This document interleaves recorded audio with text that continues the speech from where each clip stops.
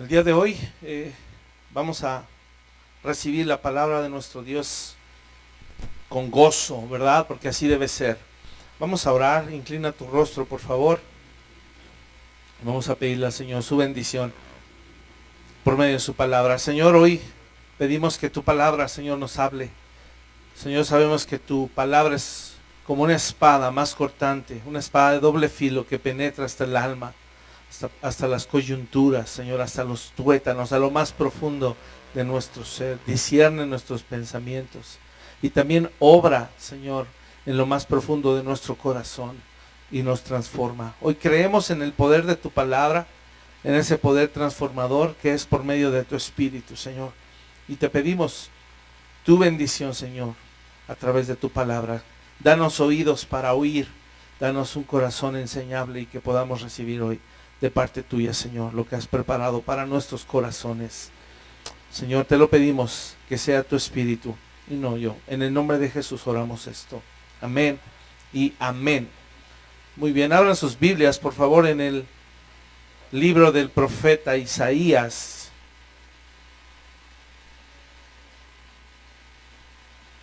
Y vamos al capítulo número 53, por favor.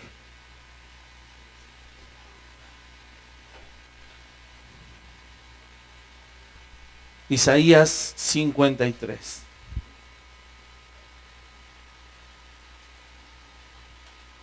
¿Están ahí?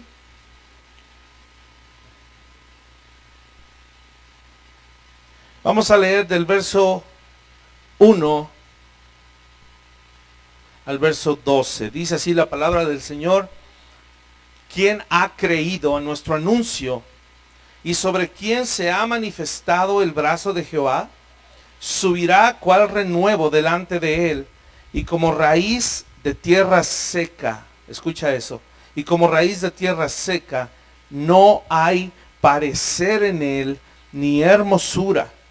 Le veremos, mas sin atractivo para que le deseemos. Despreciado y desechado entre los hombres, varón de dolores, experimentado en quebranto. Y como que escondimos de él el rostro, y fue menospreciado y no lo estimamos. Ciertamente llevó él nuestras enfermedades y sufrió nuestros dolores, y nosotros le tuvimos por azotado, por herido de Dios y abatido. Mas él herido fue por nuestras rebeliones, molido por nuestros pecados. El castigo de nuestra paz fue sobre él, y por su llaga fuimos nosotros curados. Todos nosotros nos descarriamos como ovejas, cada cual se apartó por su camino, mas Jehová cargó en él el pecado de todos nosotros. Angustiado él y afligido, no abrió su boca. Como cordero fue llevado al matadero, y como oveja delante de sus trasquiladores, enmudeció y no abrió su boca. Por cárcel y por juicio fue quitado, y su generación, ¿quién la contará? Porque fue cortado de la tierra de los vivientes, y por la rebelión de mi pueblo fue herido. Y se dispuso con los impíos su sepultura, mas con los ricos fue en su muerte, aunque nunca hizo maldad, ni hubo engaño en su boca. Con todo eso Jehová quiso quebrantarlo, sujetándole a padecimiento. Cuando haya puesto su vida en expiación por el pecado, verá linaje y vivirá por largos días, y la voluntad de Jehová será en su mano prosperada. Verá el fruto de la aflicción de su alma, y quedará satisfecho. Por su conocimiento justificará mi siervo justo a muchos, y llevará las iniquidades de ellos. Verso 12 dice: por tanto, yo le daré parte con los grandes, y con los fuertes repartirá despojos. Por cuanto derramó su vida hasta la muerte, y fue contado con los pecadores, habiendo él llevado el pecado de muchos y orado por los transgresores. Amén. Qué hermosa palabra. Sabemos tú y yo que este capítulo del profeta Isaías habla acerca de nuestro Señor Jesucristo, y no solo habla acerca de él, da muchísimos detalles acerca de su muerte. Hay otro salmo que habla a detalle de todo lo que nuestro Señor Jesucristo padeció colgado ahí en la cruz, todo lo que fue el martirio, el sufrimiento y la crucifixión de nuestro Dios. Y mira, quiero decirte algo, tú y yo sabemos que cuando vemos el mensaje de la cruz, sabemos que para el mundo es locura. Vemos el mensaje de la cruz y es algo que el mundo hoy no puede concebir. Y pareciera ser que hoy el mundo lo que está persiguiendo es sufrir menos cada vez. De ahí que por ejemplo, este movimiento religioso o sectario, podría yo llamar, que le han llamado pare de sufrir, por eso es tan famoso, ¿verdad? ¿Por qué? Porque la gente va ahí con la promesa de que va a parar de sufrir. ¿Será eso verdad? ¿Los cristianos dejan de sufrir? No. Sufrimos y sufrimos mucho. Pero, ¿qué crees? Con gozo en nuestro corazón. Hay gozo dentro de nuestro corazón. ¿Por qué crees? ¿Por qué hay gozo en nuestro corazón? ¿Por qué? La gracia de Dios, ¿qué más? Nuestra esperanza está en Él. Tenemos al Consolador. Ahora, todo eso es mientras estamos aquí, pero cuando estemos con Él, vida eterna. ¿Ya tenemos vida eterna o falta? Ya la tenemos. Entonces, por esa razón podemos tener gozo el día de hoy. Sin embargo, la gente no le gusta sufrir. Y como no le gusta sufrir, busca atajos. Di conmigo, atajos. ¿Saben el cuento de Caperucita Roja? ¿De qué se trata? De atajos. Queremos la vida fácil. Y el cristiano se ha vuelto un cristiano débil porque no se ejercita en la palabra de Dios. Hay cristianos que hoy en día buscan atajos. Pero quiero decirte, no hay un sendero corto. No hay un camino corto. No lo hay. Para alcanzar la victoria no hay un camino corto. Y esta enseñanza la titulé Sufrimiento y Satisfacción. No quiere decir que en el sufrimiento hay satisfacción. Quiere decir que mientras sufrimos, sabemos que llegaremos a la meta en donde habrá satisfacción. Ahora, tú has visto que la naturaleza, los procesos de Dios en la naturaleza no son cortos, ¿o sí? Simplemente ahorita hablando de alumbramiento, ¿cuánto tarda un bebé en gestarse? 9 meses. ¿Cuánto tarda un frijolito en crecer? ¿Han hecho el experimento del frijol con el algodón? ¿Cuánto tarda en crecer? Como 1 semana, 8 días. Y luego la puedes trasplantar, ¿sí o no? Y si pega y la cuidas, ¿qué va a pasar? ¿Y cuándo va a dar fruto? ¿Cuándo te va a dar tu primer kilo de frijol? Sí, ¿por qué no, Leti? Exacto, años.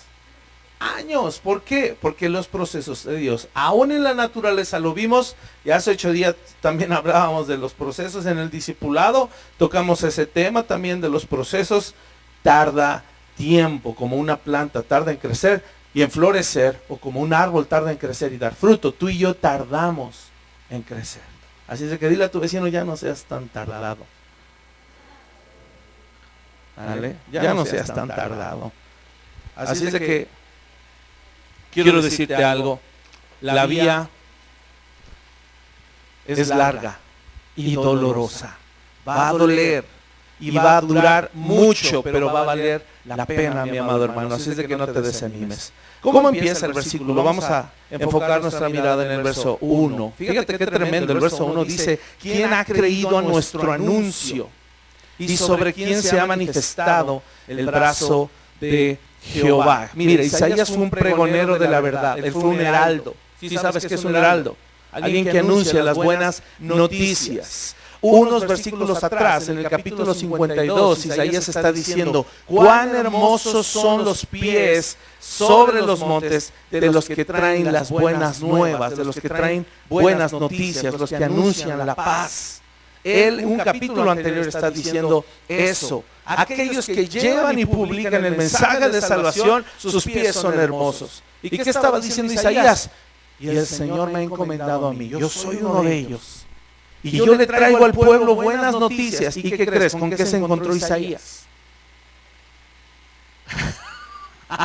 No el final, Rebe. Ese fue el final, pero ¿con qué se encontró Isaías? El tiempo que duró su ministerio. Con rechazo, el pueblo lo rechazó. Tanto lo rechazó al pobre Isaías que ¿qué acabaron haciendo?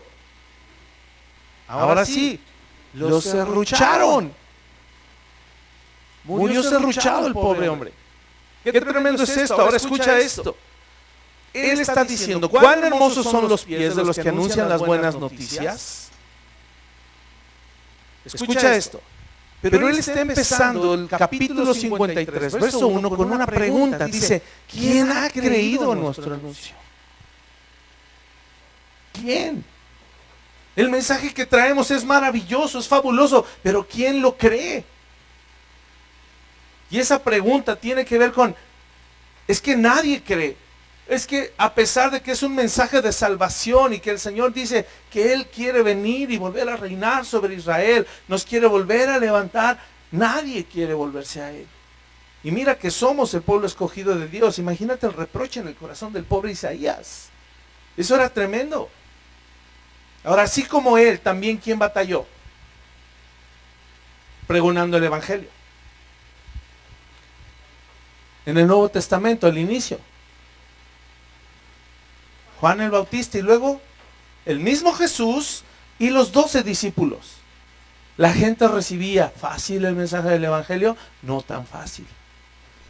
Tan complicado era que el Señor tuvo que permitir que las señales de apóstol se manifestaran, que vinieran acompañados de señales, que hubiera un ministerio activo profético en ese tiempo para que la gente creyera. Es que es tremendo este panorama. ¿Y qué crees? No solo los 12, ¿quién más crees que batalla hoy en día con promover el mensaje del Evangelio? Nosotros. Tú y yo estamos batallando. Y es que pareciera ser que hoy en día podemos hacer exactamente la misma pregunta de Isaías. ¿Quién ha creído a las buenas noticias? ¿Quién está dispuesto a recibirlas? Hace ratito en el discipulado que decíamos que hoy las buenas noticias del Evangelio para el mundo son malas noticias, porque hay que morir a su carne. Y se cumple la palabra, a lo malo le llaman bueno, a lo bueno le llaman malo. No hay muchos corazones dispuestos hoy a escuchar el Evangelio. ¿Por qué? Porque ese es el camino largo, doloroso, de sufrimiento. Ellos buscan el camino corto de satisfacción. Eso es lo que ellos están buscando. El verso 2 dice, subirá cual renuevo, escucha, delante de él y como raíz de tierra seca. No hay parecer en él, ni hermosura. Le veremos más inatractivo para que le deseemos. Y esto está peor aún. Esto está peor aún. Porque imagínate ahora, el mensaje no es atractivo y el portavoz tampoco. Porque por ahí dicen que Jesús era feo, sin atractivo, sin carisma. Tú lo veías y era como cualquier persona que dices, ay no, ni dan ganas de estar con él. ¿No? Yo me junto con puros guapos. No, así dice ahí, como raíz de tierra seca. ¿Alguna vez has arrancado una hojita y le ves una plantita que va creciendo y le ves las raíces? Se ve bonita. ¿Te ha tocado arrancar una hojita ya seca? ¿Cómo se ve? ¿Y las raíces de tierra seca cómo se ven? Ahí, así. Horribles, feas. Y por eso dice que Jesús iba a subir como un renuevo, ¿verdad?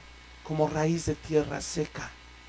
No hay parecer en él, no hay hermosura. Y le veremos más inatractivo, porque lo que vamos a anhelar y a desear es su corazón.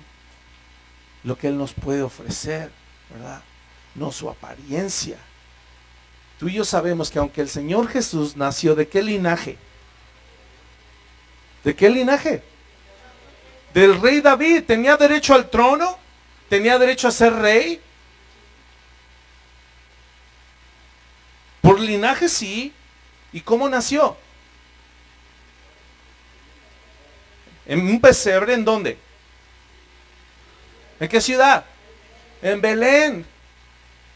Que por cierto era una ciudad también pequeña y menospreciada. ¿Qué más?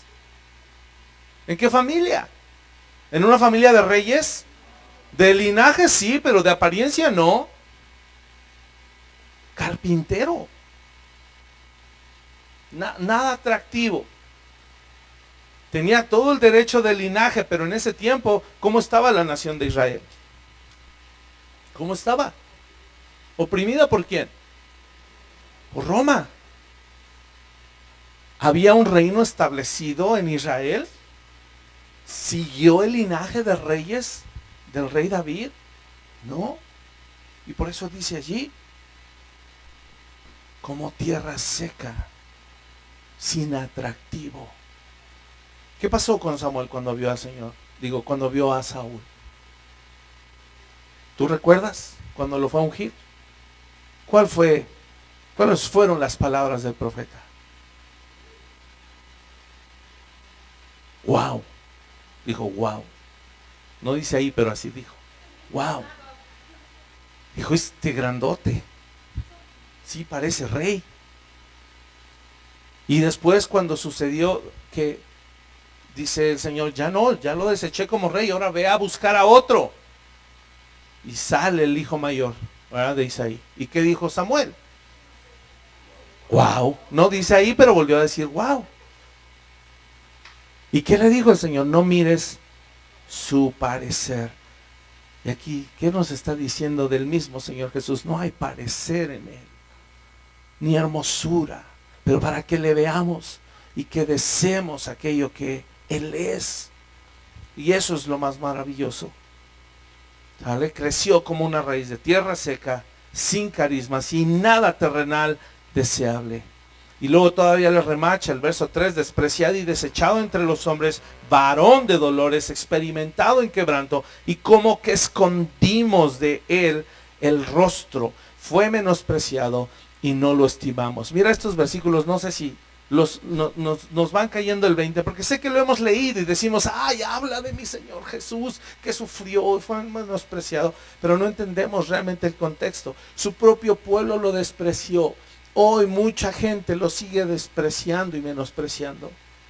No fue alguien, dice que al parecer, no fue alguien que tú vieras y dijeras, quiero pasar el tiempo con él. No, dice que fue despreciado y desechado entre los hombres. Y además vivió en gran dolor y experimentó gran quebranto por ti y por mí. ¿Qué trato recibió el Señor?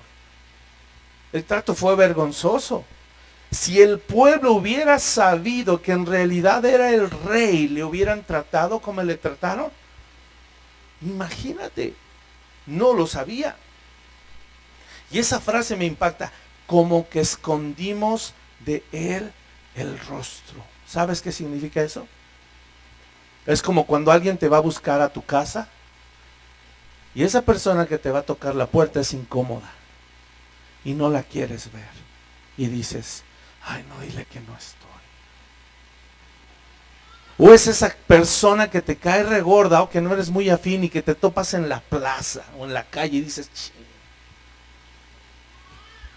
lo tengo que saludar. Y si no te ve, ¿qué hacemos? Nos escondemos, porque preferimos esconder de él el rostro, porque no me lo quiero topar, no lo quiero ver.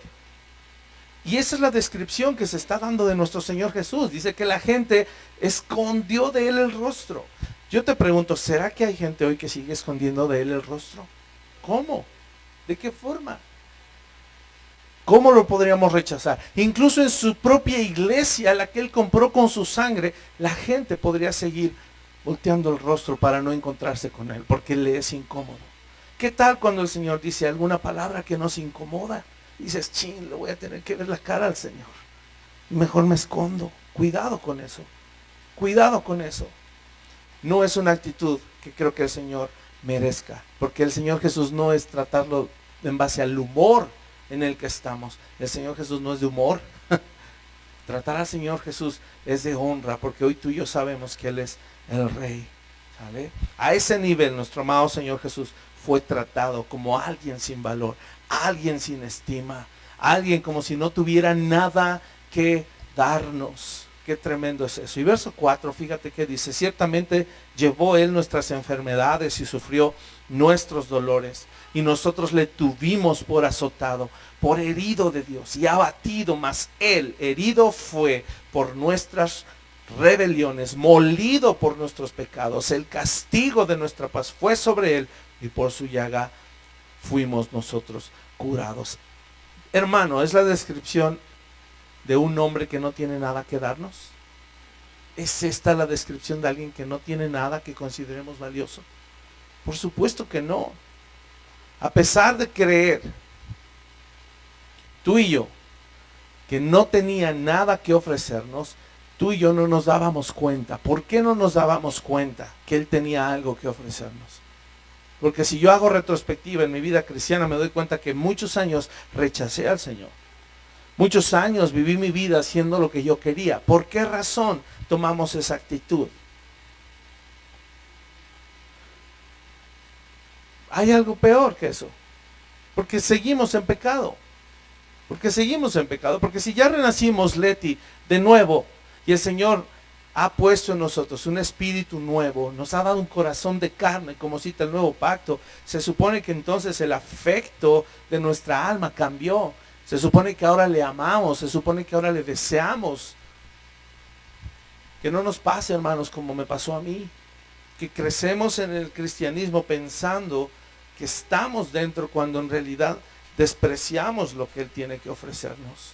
Empezando por el pago de nuestros pecados. Es importante que tú y yo no descuidemos eso. Y el estado de nuestro corazón también.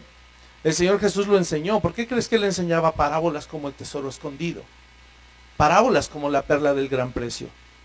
¿En qué se están basando esas parábolas? ¿Qué estaba diciendo Jesús en esas dos parábolas en especial?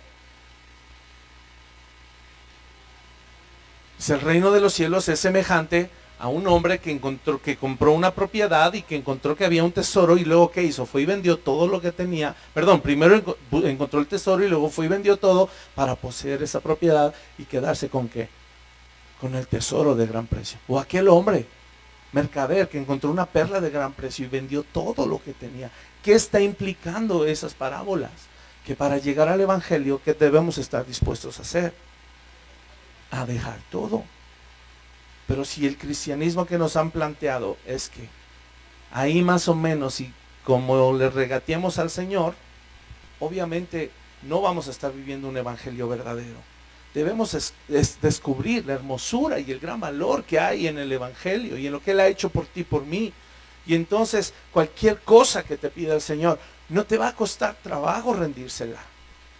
Porque valoras y tienes en alta estima lo que Él hizo por ti y por mí. No nada más fue herido, hermano. Dice, fue molido y castigado por mis rebeliones además. Y cuando yo entiendo eso, entonces el panorama cambia totalmente. Porque mi entrega ya tiene un objetivo. Mi entrega puede ser total. ¿Gracias a qué? ¿Gracias a qué puede ser mi entrega total? ¿A qué creen? A que su entrega fue total.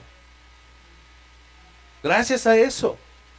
El verso 6, fíjate que dice, y sigue, ahora habla de nuestra condición. Todos nos descarriamos como ovejas, cada cual se apartó por su camino, mas Jehová cargó en él, o sea en Cristo, el pecado de todos nosotros. Y vuelve angustiado él y afligido, no abrió su boca, como cordero fue llevado al matadero y como oveja delante de sus trasquiladores enmudeció y no abrió su boca. ¿Sabes? El camino que estaba ya trazado para nosotros quedó borrado por el pecado. Cuando el Señor llama a la humanidad, Él da un destino. ¿Cuál era el destino de Adán y Eva? ¿Qué les dijo el Señor? Fructificad, multiplicad, llenad la tierra, sojuzgadla, señoread. Ese era el plan trazado, ¿verdad? Y luego, ¿qué hace el hombre? Estropea las cosas. Ese camino, el pecado lo borró. Y sabes, en nuestras vidas el pecado borra nuestro propósito. El pecado borra el camino. Y por eso la palabra nos asemeja siempre con borregos. ¿Sabes por qué? ¿Por qué borregos? Hasta sabemos el término, porque hasta lo usamos de manera despectiva hacia otros. ¿Qué decimos? Ah, es un borrego, sigue lo que le dicen. ¿Cierto o no? Bueno, pues resulta que ser cristiano es ser borrego. ¿Hay algo en lo que sea despreciable eso? No. ¿Es necesario que nos digan borregos y que entendamos por qué nos dice la palabra que somos borregos? Sí. Porque cuando tenemos iniciativas metemos las 4. Cuando tenemos iniciativa metemos la pata horriblemente. Y el Señor nos tiene que ir y sacar de allí. Y recién nos saca, ¿qué volvemos a hacer? Otra vez nos volvemos a ir al hoyo. ¿Por qué? Porque no tenemos sentido de orientación. El pecado nos hace ser personas desorientadas e incapaces de volver por nuestra propia cuenta. No podemos. Hace muchos años recuerdo que a mi hermana, no voy a decir cuál, era como la hermana de la caridad de las mascotas. Y recogía cuanto perro y gato se le atravesaba. No volteen a ver a mis hermanas para no avergonzarlas, pero alguna de ellas. Y se le ocurrió recoger un gato. Y el gato, ya estábamos hartos del mugre gato todos. Y mi mamá me decía, llévate ese gato, por favor. Y ahí me lo llevé a Ejido. ¿Y qué creen que pasó? Regresó.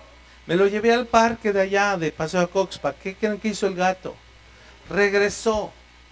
Y cada vez sabía el gato a dónde lo llevábamos, porque además no se quería que lo agarráramos, nos aventaba los zarpazos y lo tenía yo que meter en una caja de leche, me acuerdo. Y el mugre gato sacaba así la garra por el hoyo y trataba de dar zarpazos hasta que un día me lo llevé, pero de verdad lejos. ¿Y qué creen que pasó? Regresó el mugre gato. Regresó.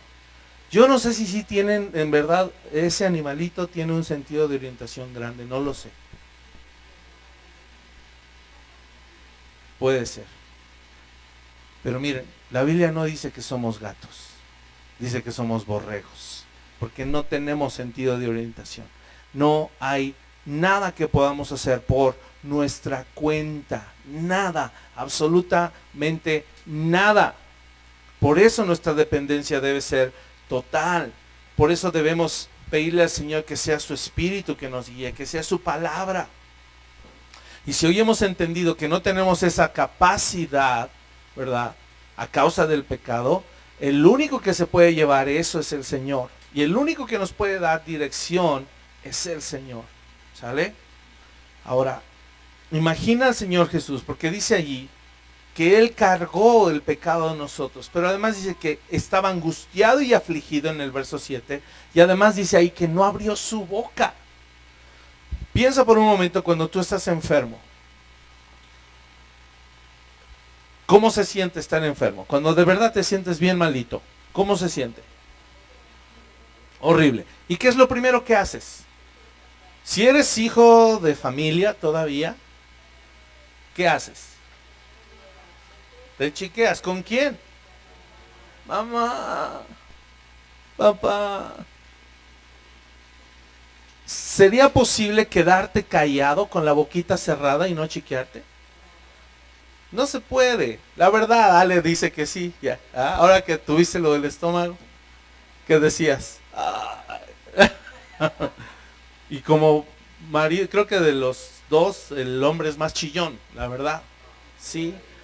Mira, ni hables. Somos bien chillones los hombres. Y ahí andamos, papá, chame. Ahí nomás nos dio gripa.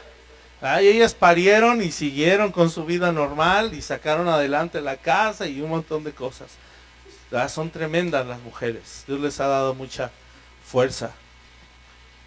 Pero imagínate vivir tal sufrimiento, tal aflicción, como dice el versículo, tal angustia. Y dice que el Señor Jesús no abrió su boca. No dijo nada. Lo persuadieron. Sálvate a ti mismo, ¿verdad? Le quisieron decir. Pedro, cuando ahí lo quiso defender, y Jesús dijo, Neich, cálmate. ¿Qué acaso crees que no podría yo abrir mi boca y herir una legión de ángeles? Pero él decidió quedarse callado con toda la angustia y la aflicción que recibió, sin quejarse, sin defenderse. Y mira el verso 8, me impacta más. Verso 8 dice, por la cárcel y por juicio fue quitado. Y esto me partió el corazón cuando lo estaba estudiando. Dice, y su generación, y hace una pregunta similar a la del principio, en ese mismo sentido. Y su generación, que dice, ¿quién la contará? ¿A qué se está refiriendo? ¿A qué crees que se está refiriendo? Y después dice, porque fue cortado de la tierra de los vivientes, y por la rebelión de mi pueblo fue herido. Mira, así cuando dice Isaías, benditos son los que llevan el mensaje del Evangelio, pero ¿quién oirá nuestro anuncio? Es en el mismo sentido de la palabra, con la misma intención, ¿verdad?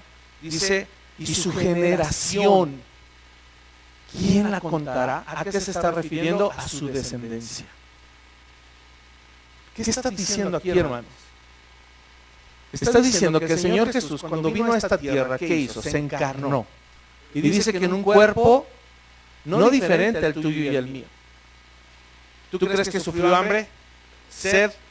¿Calor? Como ahorita muchos de nosotros, sí. Ganas de, porque dice que si fue probado en todo y tentado en todo y que aprendió obediencia, ganas de, tal vez, si le hubiera gustado seguir de oficio de carpintero, u otra cosa. ¿Qué tal casarse? No pensamos en esas cosas respecto a nuestro Señor Jesús. No, ni pensó en eso, nomás vino a morir en la cruz. ¿Estás seguro? Dice que fue probado en todo. Y si no hubiera sido probado en todo, no diría este versículo lo que dice. Dice, y su generación, es decir, su descendencia y sus generaciones postreras, que él podría haber engendrado a razón de haberse casado y haber tenido hijos y haber tenido una familia, dice, ¿quién la contará?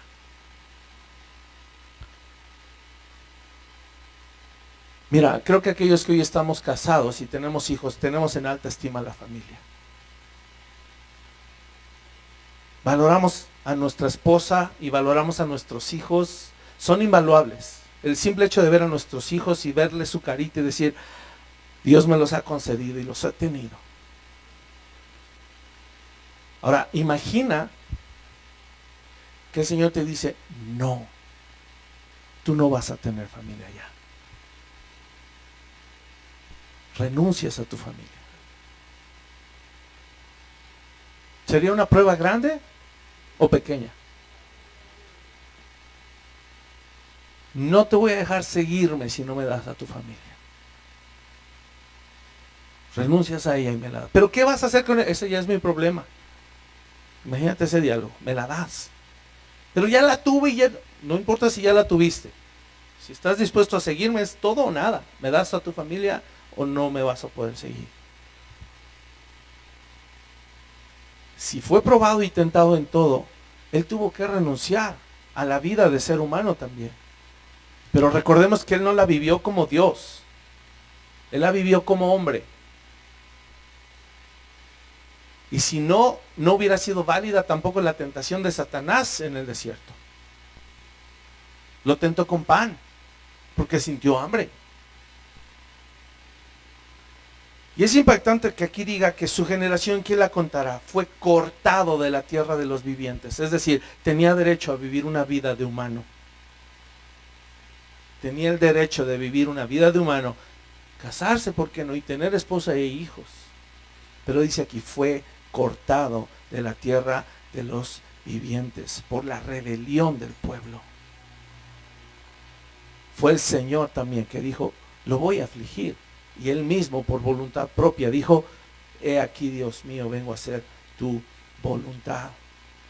Y esto cobra más sentido y cobra peso cuando nosotros tratamos de imaginarlo y nos ponemos en sus zapatos.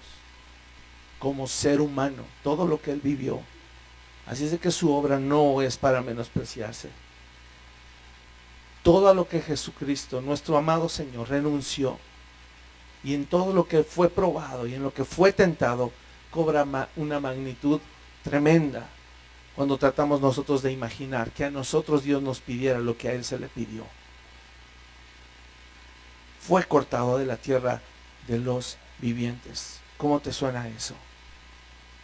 Y que a ti te dijera también el Señor: ¿qué crees, mi chavo? Te voy a cortar ya de la tierra de los vivientes.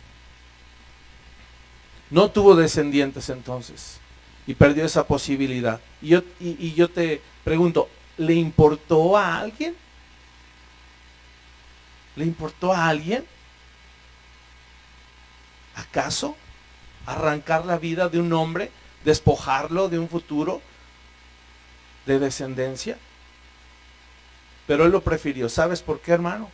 Porque Él prefirió ser cortado de la tierra de los vivientes para darnos a ti y a mí la posibilidad de tener un futuro eterno asegurado. Por esa razón. Y el verso 9, fíjate, dice: se dispuso con los impíos su sepultura, mas con los ricos fue en su muerte, aunque nunca hizo maldad, ni hubo engaño en su boca. Y aún hablando de la forma en la que fue sepultado, esa frase, eso significa: se dispuso con los impíos su sepultura. ¿Qué significa? Murió crucificado en medio de dos ladrones, dos impíos. Ahí Él murió.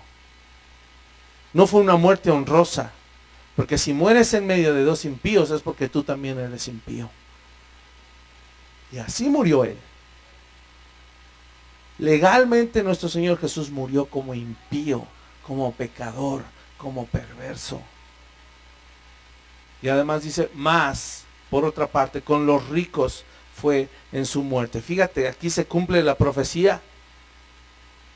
Con los impíos su sepultura en medio de dos ladrones, y con los ricos su sepultura cuando vinieron estos dos hombres. ¿Tú recuerdas sus nombres? ¿Quiénes fueron?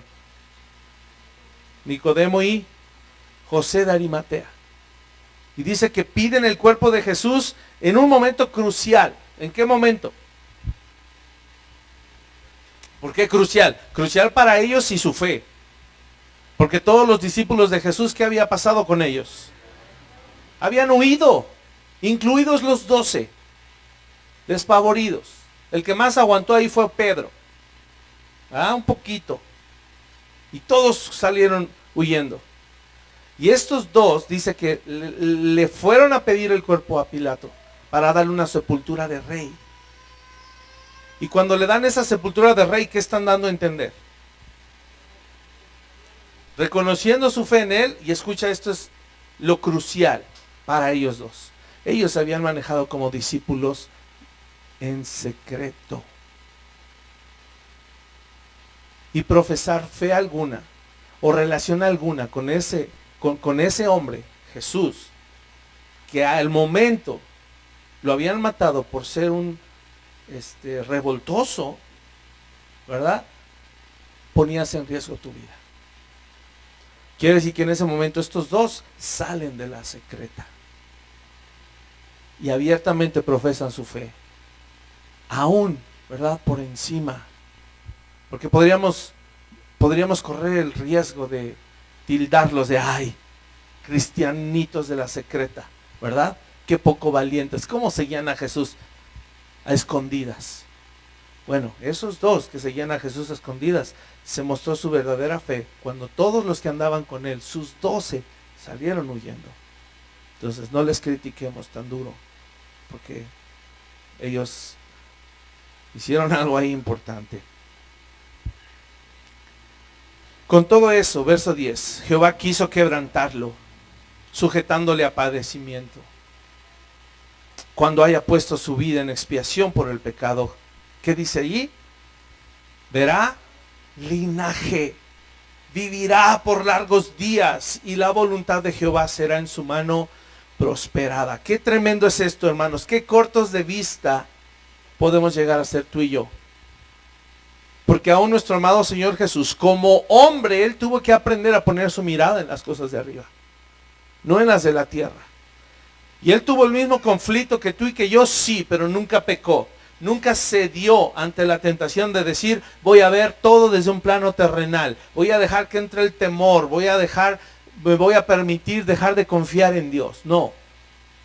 Tú lo sabes, en el huerto del Getsemaní, ahí Él mostró humanidad, mucha humanidad, pero no pecó y nunca dejó de confiar en Dios. Nunca.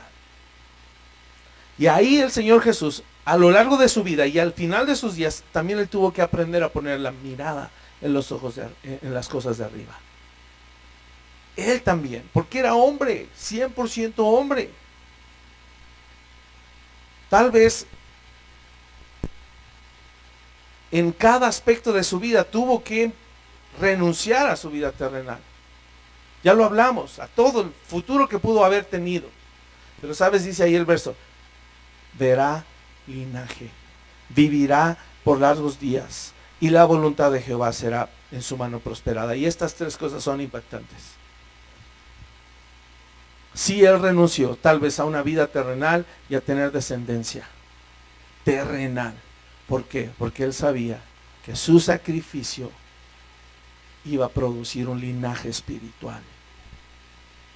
Porque sus ojos estaban puestos en las cosas de arriba. Y no solo eso, él vivirá por largos días, está hablando de la eternidad. Sí murió, pero resucitó al tercer día. ¿Y qué hizo el Señor? Según Filipenses capítulo 2, lo exaltó ¿hasta dónde? Hasta lo sumo. Así es de que por la eternidad Él será el Rey y le glorificaremos.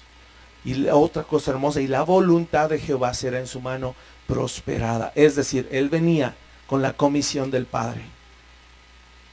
Y cuando Él asume ese compromiso, es decir, ese sacrificio, lo voy a realizar yo, quiere decir que en su mano la voluntad del Padre está segura.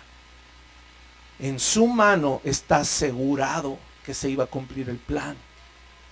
Cosa que no podía recaer sobre ti, sobre mí. Porque nosotros no somos seguros. Tú y yo no somos confiables. Pero Cristo sí fue confiable. Por eso dice, la voluntad del Jehová, es decir, del Padre, será en la mano del Hijo de Cristo, será prosperada. Por eso Jesús dice, envíame a hacer tu voluntad, porque yo puedo cumplirla. Quiero cumplirla. Pero vas a morir, sí, por supuesto, porque va a haber un linaje espiritual. Y porque con esos hijos espirituales habrá una eternidad para disfrutar con ellos. Qué hermoso es eso. Y nos faltan 2 versos, el 11. Verá el fruto de la aflicción de su alma y quedará satisfecho por su conocimiento. Justificará mi siervo justo a muchos y llevará las iniquidades de ellos. Mira, Cristo, según el nuevo pacto y según lo que hemos aprendido en el Nuevo Testamento, en Corintios, en Hebreos, lo que la Santa Cena simboliza, ¿qué simboliza la sangre? El nuevo pacto. Y escucha esto, la sangre, cuando hablamos de la sangre de Cristo, no nada más representa el nuevo pacto, representa el sufrimiento de Cristo. La sangre derramada es igual al sufrimiento, la aflicción, el padecimiento, la tortura, todo lo horrible que nuestro Señor Jesús sufrió. Pero qué increíble que es la sangre, y por medio de la sangre que el nuevo pacto puede ser sellado. Y cuando Jesús estuvo consciente de esto y dijo, mi sangre va a sellar el pacto, va a producir un linaje espiritual, dice ahí, el fruto de la aflicción de su alma, él verá ese fruto de la aflicción de su alma y quedará satisfecho. Y para mí esta es una frase muy impactante porque es el clímax justo de la enseñanza. Porque dice que cuando Cristo vea lo que se logró mediante derramar su sangre, mediante su dolor, mediante su aflicción, a pesar de haber sido angustiado y a pesar de haber sido afligido, dice que Él quedará como satisfecho, saciado. El Señor Jesús tiene la capacidad de ver lo que la aflicción produce. Tú y yo no. Cuando estamos sufriendo, no somos capaces de ver el fruto de ello. Es bueno, Él sí puede verlo. Y lo vivió en carne propia. Sabemos que el Señor guió al Hijo y que le fue cuidando, ¿verdad? El Padre fue cuidando a Cristo en todo su ministerio. Y Jesús tuvo que depender del Padre todo el tiempo de su ministerio terrenal. Él mismo lo dijo, yo no puedo hacer nada si el Padre no me lo indica. Ahí estamos hablando que en realidad su vida sí se vivió como ser humano por voluntad propia, sujeto a la voluntad del Padre. Y eso fue lo que provocó el éxito, la victoria, la satisfacción al final de sus días. Pero como tú y yo somos humanos y apenas estamos experimentando lo que es caminar en Cristo, tomados de la mano del Padre, apenas nos estamos entrenando, apenas nos estamos convenciendo, apenas nos estamos renovando en nuestra mente al respecto. Y por eso para nosotros es difícil traducir aflicción o sufrimiento en satisfacción. No está en nuestro chip. Porque si te machucas, ¿qué te pasa? ¡Au! No dices, wow, qué bendición de Dios, hoy entiendo por qué. No dices eso porque te está doliendo. Por eso digo que somos incapaces de ver en medio de la aflicción la bendición de Dios. ¿Y por qué crees que la Biblia nos indica? Identifícate con Cristo. ¿Por qué? Porque si tú logras identificarte en su muerte, ok, tal vez sufras porque hay que morir al pecado.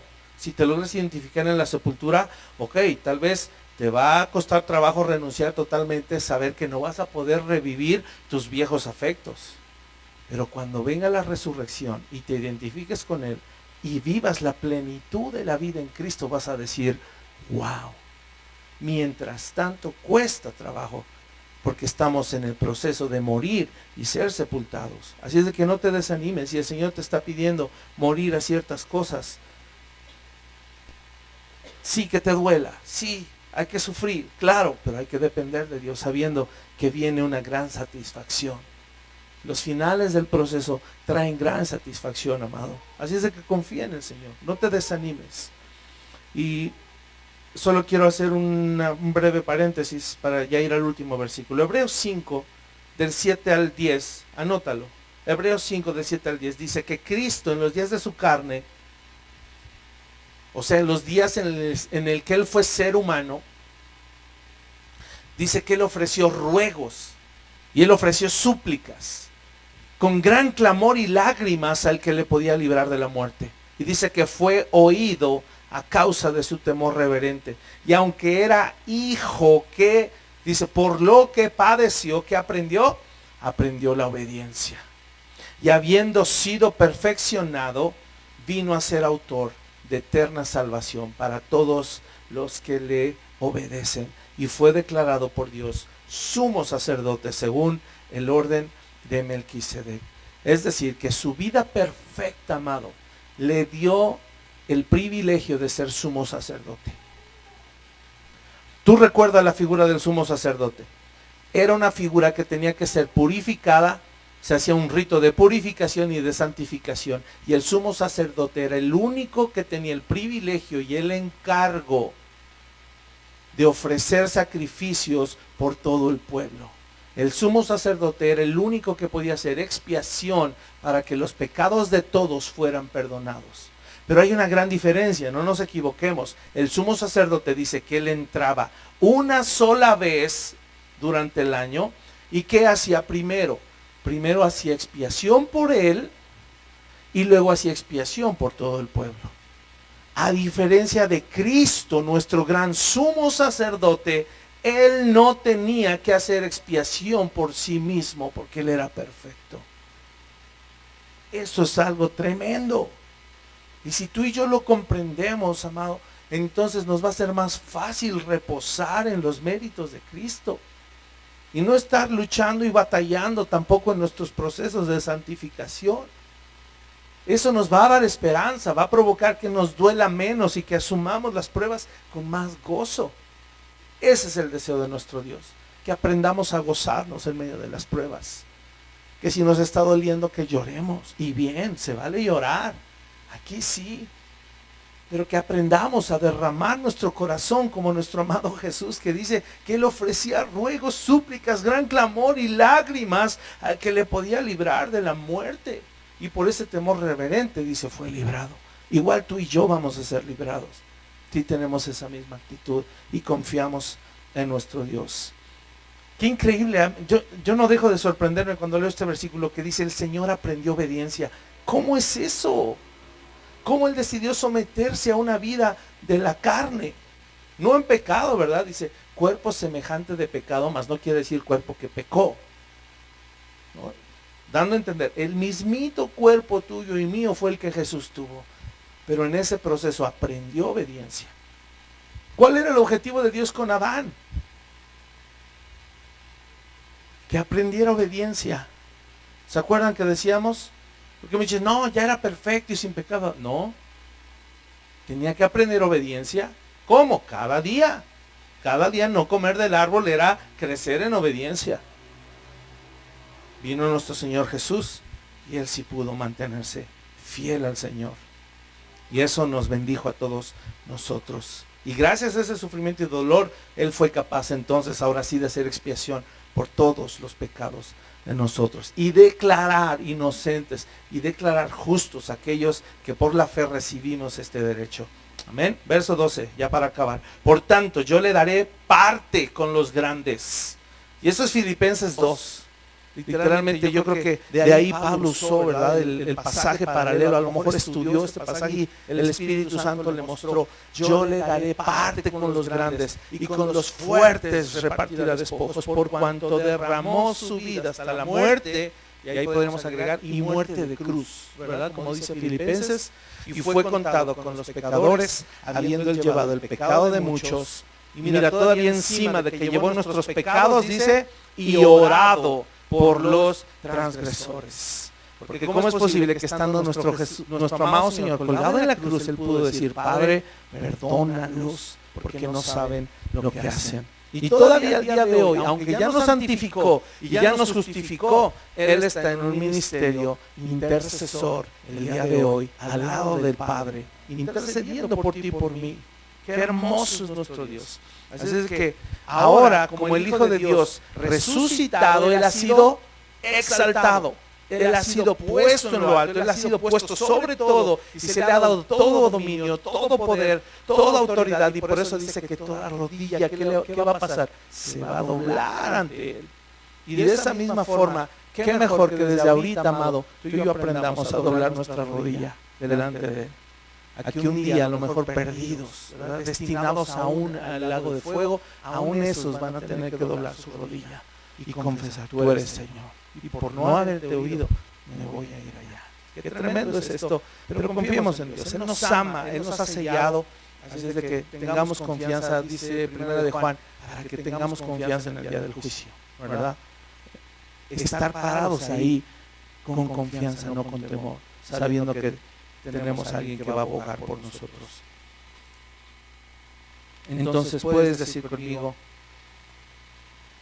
que la satisfacción que tuvo el Señor Jesús fue honrar al Padre, glorificarlo y saber que tú y yo íbamos a estar con Él por la eternidad, como esa, ¿cómo le llama en el versículo? Ese linaje santo, ese linaje que vivirá por la eternidad. Y probablemente eso estaba en la mente de Pedro también cuando dice, nosotros somos pueblo escogido, real sacerdocio, nación santa, linaje escogido, gracias, para que anunciemos, ¿qué cosa? Así es de que vámonos con este versículo de despedida que engloba parte de lo que hemos hablado y que nos va a animar a mantenernos luchando y perseverando, no en nuestras fuerzas, amados, en la gracia de Dios. Segunda de Timoteo 2. Sé que la mayoría no lo sabemos. Dice, tú pues, hijo mío, esfuérzate en la gracia que es en Cristo Jesús. Lo que has oído de mí ante muchos testigos, esto encarga a hombres fieles que sean idóneos para enseñar también a otros. Mira el 3 es lo que hablamos. Tú pues sufre penalidades como buen soldado de Jesucristo. Ninguno que milita se enreda en los negocios de la vida a fin de agradar a aquel que lo tomó por soldado. Y también el que lucha como atleta no es coronado, sino lucha legítimamente. El labrador, para participar de los frutos, debe trabajar primero. Considera lo que te digo, y el Señor te dé entendimiento en todo. Aquí viene la parte importante. Escucha, le está diciendo Pablo a Timoteo, acuérdate de Jesucristo, del linaje de David, resucitado de los muertos conforme a mi evangelio, en el cual sufro penalidades, hasta prisiones a modo de malhechor, mas la palabra de Dios no está presa. Por tanto, todo lo soporto por amor de los escogidos, para que ellos también obtengan la salvación que es en Cristo Jesús con gloria eterna. Palabra fiel es esta, amados. Esto es una palabra para nuestra iglesia y para ti de manera personal. Dice, si somos muertos con Él, también viviremos con Él. Si sufrimos, también reinaremos con Él. Si le negaremos, Él también nos negará. Si fuéramos infieles, Él permanece fiel. Él no puede negarse a sí mismo. Así de que, amados, suframos con Cristo, porque vendrá gran satisfacción. Él prometió estar contigo desde el momento en el que naciste de nuevo, y toda la eternidad no te abandonará, porque fiel es el que prometió. Y eso cantábamos hace ratito, ¿verdad? Así que vamos a orar y agradecerle a nuestro Dios que nos da el privilegio de sufrir. Que sea en nuestro corazón ese deleite de los primeros creyentes, que te acuerdas que también a ellos los vituperaron, los apalearon, y cómo regresaron, ¿te acuerdas? Dice, contentos por haber sido dignos del nombre de Cristo, de haber sufrido, ¿verdad? O sea, el sufrimiento nos dio dignidad. Así de que sea el mismo sentir en nuestro corazón. Vamos a orar. Padre, gracias te damos por tu palabra, Señor, que nos anima y nos fortalece. Cuando vemos la obra preciosa que hizo nuestro Señor Jesús en la cruz del Calvario, y todo lo que sufrió y todo lo que padeció por nosotros, Señor, nuestro corazón se llena de alegría. Nuestro corazón, Padre, se inunda de gratitud. Padre, eso fue lo que nosotros debimos haber sufrido. Pero por el gran amor con que nos amaste, enviaste a tu Hijo Jesús en sustitución. Y gracias porque constantemente podemos estar recordando este mensaje glorioso del Evangelio, Señor. Que no lo olvidemos jamás. Que no olvidemos, Señor, el que tú pagaste por nuestros pecados antiguos. Que no olvidemos que aún sigues cubriendo y perdonando nuestros pecados presentes y aún los futuros, Señor. Porque ese pacto precioso que tú hiciste es un pacto que descansa sobre la sangre de nuestro Señor Jesús. Y es un pacto eterno, es un pacto irrevocable, es un nuevo y mejor pacto con mejores condiciones, en donde tu Hijo Jesús, como gran sumo sacerdote, ahí pudo hacer expiación por nosotros, Señor. Y eso, nada, Señor, nada ni nadie lo podrá deshacer. Y por eso te damos tantas gracias. Anima nuestro corazón a ser esforzados y valientes, a tomar tu gracia cada día. Señor, fortalécenos en nuestro hombre interior, y que tu Espíritu Santo nos siga fortaleciendo, limpiando, renovando y transformando. Hoy te lo pedimos, Señor. Ese es nuestro día a día. Queremos tomar nuestra cruz, negarnos a nosotros mismos y seguirte cada día, Señor. Tú estás conmigo, y si tú estás conmigo, Señor, ¿quién contra mí? Y por eso te damos gracias esta tarde. Oramos esto en el nombre de Jesús, nuestro Señor y Salvador. Amén y amén. Gloria al Señor. Pónganse de pie, vamos a cantar.